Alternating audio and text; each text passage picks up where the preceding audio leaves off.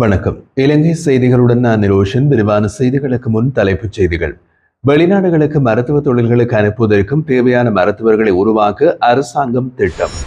தமிழ் மக்களுக்கு நீதி வழங்குவது தொடர்பாக அனூர் அரசும் முந்தைய அரசுகளைப் போலவே பின்வாங்கி வருகிறது என்று குற்றச்சாட்டு. ஜனாதிபதி அனுர்குமார திசாநாயக்க தனது உத்தியோகபூர்வ முகப்புத்தகத்தில் வெளியிட்ட சமீபத்திய பதிவு தொடர்பாக பரவலான விவாதம். நாட்டின் பொருளாதாரம் மீண்டும் வீழ்ச்சியடையும் நிலைமை உருவாகினால் மீட்டெடுப்பதற்காக எதிர்க்கட்சிகள் தயாராக உள்ளன என்று ஐக்கிய தேசிய கட்சியின் தலைவர் வஜ்ர அபிவர்த்தன கருத்து. தொடர்வது விரிவான செய்திகள். அரச மருத்துவமனைகளுக்கு மட்டுமல்லாமல் வெளிநாடுகளுக்கு மருத்துவ தொழில்களாக அனுப்புவதற்கும் தேவையான மருத்துவர்களை உருவாக்க அரசாங்கம் திட்டமிட்டுள்ளதாக சுகாதார அமைச்சர் டாக்டர் நலிந்த ஜாதிச தெரிவித்துள்ளார்.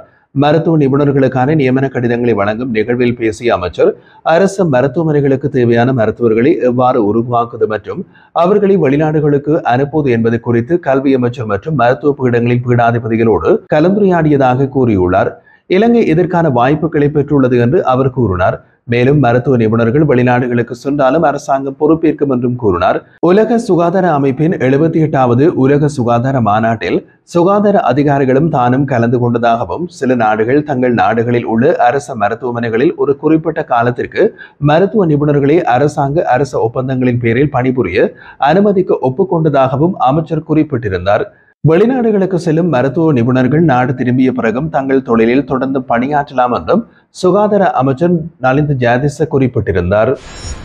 மன்னார் மாவட்டத்தில் புதிதாக ஆரம்பிக்கப்பட்டு வரும் காற்றாலை மின் உற்பத்தி திட்டத்திற்கு பல தரப்பினரிடமிருந்து கடும் எதிர்ப்பு எழுந்துள்ளது.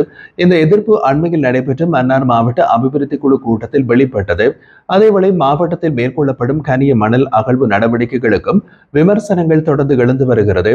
பொது அமைப்புகளின் ஒருங்கிணைப்பாளரும் சமூக செயற்பாட்டாளருமான VS சிவகரன் கனிய மணல் அகழ்வால் மன்னார் தீவிற்கு ஏற்படக்கூடிய சூழலில் அபாயங்களை சுட்டிக்காட்டி இந்த திட்டத்திற்கு தமது வலுவான எதிர்ப்பினை வெளியிட்டுள்ளார்.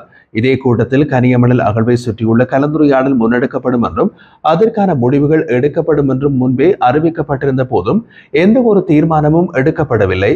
மேலும் மாவட்டத்திற்கு உள்ள பிற பல பிரச்சனைகள் குறித்தும் விவாதிக்கப்பட்டிருந்தது.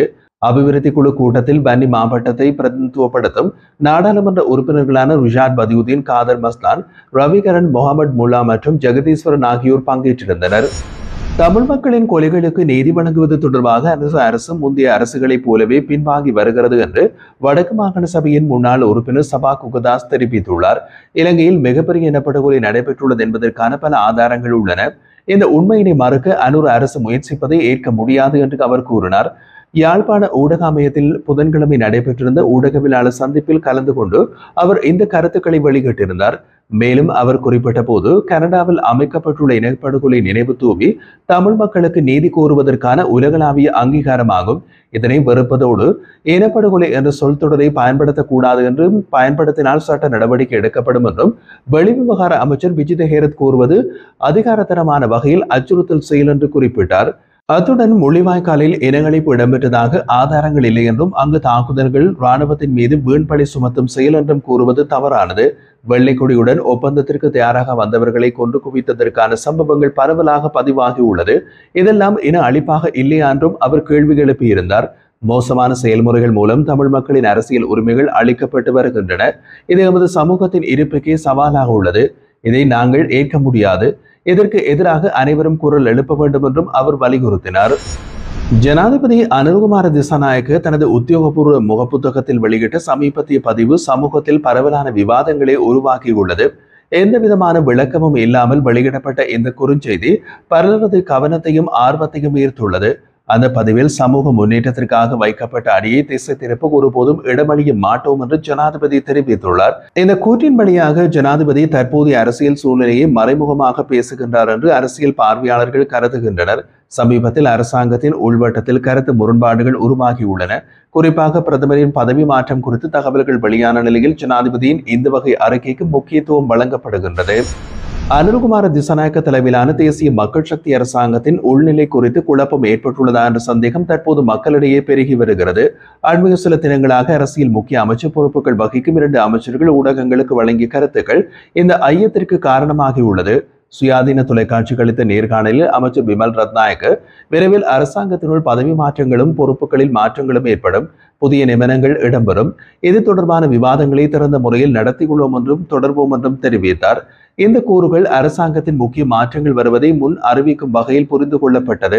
அதே நேரத்தில் அமைச்சரவை மாற்றங்கள் தேவையற்றவை என்று தீவிரமாக வலியுறுத்தும் வேறுபட்ட கருத்தை அமைச்சர் சுனில் ஹெந்தனத்தை வெளியிட்டுள்ளார்.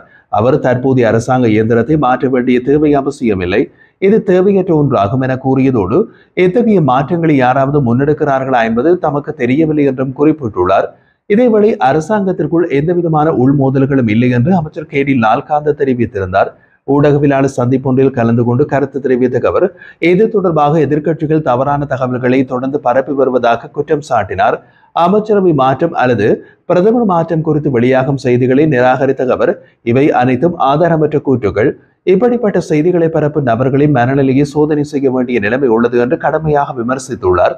மேலும் தேசிய மக்கள் சக்தியின் விரிவாக்கம் முடிவடைந்துள்ளதாகவும் கொழும்பு மாநகர சபையின் கட்டுப்பாட்டை நாங்கள் பெற்றுள்ளோம், எங்கள் வேட்பாளர் முதல்வராக தேர்ந்தெடுக்கப்பட்டுள்ளார், தற்போது அந்த நியமனத்தை உத்தியோகபூர்வமாக அறிவிப்பதை மட்டும் மீதம் இருக்கிறது என்றும் கூறினார்.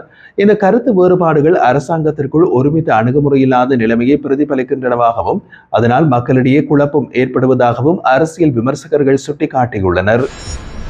நாட்டின் பொருளாதாரம் மீண்டும் வீழ்ச்சியடையும் நிலைமை உருவாகினால் அதை மீட்டெடுப்பதற்காக எதிர்க்கட்சிகள் தயாராக உள்ளன என்று ஐக்கிய தேசிய கட்சியின் வஜ்ர அபிவர்த்தன தெரிவித்திருந்தார். அண்மையில் இடம்பெற்றிருந்த நிகழ்வொன்றின் பின்னர் ஊடகங்களுக்கு கருத்து தெரிவித்த போது அவர் இந்த கருத்தினை வெளியிட்டிருந்தார். அவர் மேலும் கூறியதாவது, நாட்டின் பொருளாதாரத்தை மேம்படுத்தும் அரசாங்கத்தின் வேலை திட்டங்கள் வலுப்பெற்றவதாகவும் நிலைத்தன்மையற்றவையாகவும் உள்ளன. இந்த நிலை தொடர்ந்தால் இந்த வருட இறுதிக்குள் நாடு மீண்டும் சீரழியக்கூடிய அபாயம் காணப்படுகிறது. அந்த நேரத்தில் நாட்டை மீட்டெடுக்க எதிர்க்கட்சிகள் ஒன்றிணைந்து செயல்படவும் தயாராக இருக்கின்றன. உள்ளூராட்சி தேர்தல் முடிவுகள் குறித்து பேசிய அவர் மக்கள் அரசாங்கத்தின் மீதான நம்பிக்கை குறைந்திருப்பது தெளிவாக தெரிய வந்துள்ளது. 180க்கும் மேற்பட்ட உள்ளூராட்சி மன்றங்களில் அரசாங்கம் பெரும்பான்மையை பெற முடியாதது இதற்கான சாட்சி. ஆட்சிக்கு வந்த சில மாதங்களிலேயே இவ்வளவு பெரிய பின்னடைவை சந்தித்திருப்பது வரலாற்றிலேயே இப்போது முதன்முறையாக ஏற்பட்டுள்ளது என்றார். அவர் தொடர்ந்தும் கூறுகையில் தேசிய மக்கள் சக்தி தேர்தல் பிரச்சாரத்தில் மற்ற அனைத்து எதிர்க்கட்சிகளையும் திருடர்கள் என்று குற்றம் சுமத்தியது. அவர்களுக்கு வாக்களிக்க வேண்டாம் என்றும் மக்களுக்கு வலியுறுத்தியது. இருந்தாலும் மக்கள் அரசாங்கத்தின் எதிர்பார்ப்பை பூர்த்தி செய்யவில்லை. இந்த நிலையில் உள்ளூராட்சி மன்றங்களில் பெரும்பான்மை இல்லாத இடங்களில் எதிர்க்கட்சிகள் ஒன்றிணைந்து ஆட்சி அமைப்பதற்கான பேச்சுவார்த்தைகளை முன்னாள் ஜனாதிபதி ரணில் விக்ரமசிங்க மற்றும் எதிர்க்கட்சித் தலைவர் சஜித் பிரேமதாச தலைமையில் முன்னெடுக்கப்பட்டு வருகின்றது. இவை நேர்மறையான நிலையில் நடைபெற்று வருகின்றன என்றும் கூறியிருந்தார். உள்ளூராட்சி தேர்தலில் 4000க்கும் அதிகமான எதிர்க்கட்சி உறுப்பினர்கள் வெற்றி பெற்றுள்ளார்கள். எனவே பெரும்பாலான மன்றங்களில் எதிர்க்கட்சிகள் இணைந்து ஆட்சி அமைக்கும் முயற்சிகள் நடைபெற்று வருகின்றன. நாட்டின் பொருளாதாரத்தை மீட்டெடுக்க ரணில் விக்ரமசிங்க முன்னெடுத்த பாதையையே தொடர வேண்டும். வேறு வழியில் செல்லும் அரசாங்கம் நாட்டை மீண்டும் வீழ்ச்சிக்கு தள்ளும். இந்த நிலைமை நிகழ்ந்தால் எதிர்க்கட்சிகள் நாட்டை மீண்டும் பொறுப்பேற்க தயார் என்றும் வஜ்ர அபிவர்த்தன வலியுறுத்தினார்.